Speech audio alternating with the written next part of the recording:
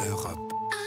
Europe 1. Allez, on passe à l'économie avec vous, Emmanuel Dutheil. Le bio, dites-moi, elle vend en poupe dans la grande distribution. Auchan lance à son tour des magasins dédiés. Oui, il faut dire que ce sont les rayons qui fonctionnent le mieux en ce moment dans les hyper. Imaginez, le marché du bio a progressé de 50% en seulement 3 ans, selon un spécialiste du secteur. Il y a encore quelques années, le bio, ça marchait un peu à Paris, chez les bobos, dans le sud-est. C'était en plus un marché où les seniors étaient très présents. Aujourd'hui, tout le monde achète du bio. Dans toutes les couches de la population, on en achète de plus en plus. Alors bon, d'accord, tout le monde est quand même un peu enthousiaste, puisque même si ça cartonne, le bio ne représente que 3% de l'alimentation aujourd'hui. Mais tout le monde s'accorde sur un point, c'est une lame de fond. Et du coup, la grande distribution ne peut pas rester en retrait. Et c'est pour ça que le bio est partout dans les grandes surfaces. Oui, je pense que tous ici autour de la table, vous l'avez constaté, il y a de plus en plus de rayons dédiés. L'un des leaders du bio en France, c'est Björk, qui milite justement pour avoir des rayons où tous ces produits sont rassemblés. Ce qui est surtout très visible dans la grande distribution, c'est que la gamme bio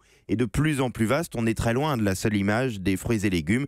En tout cas, c'est très intéressant pour la grande distribution. Le bio, qui est plus cher à la vente bien évidemment, fait augmenter le panier moyen de 30 à 40%. Ça fait aussi venir dans les grandes surfaces des publics plus aisés qui jusque-là ne venaient plus ou à beaucoup moins dans les grandes surfaces, puisque les hypermarchés sont un peu délaissés. Du coup, Emmanuel, est-ce qu'on a assez de bio pour répondre à toute cette demande ? C'est le problème, le mouvement est beaucoup trop rapide pour que la production réponde à la demande. L'année dernière, par exemple, ça a été très tendu sur le lait bio. La demande a explosé, mais pas la production. Il n'y avait tout simplement pas assez de fourrage bio pour nourrir les animaux.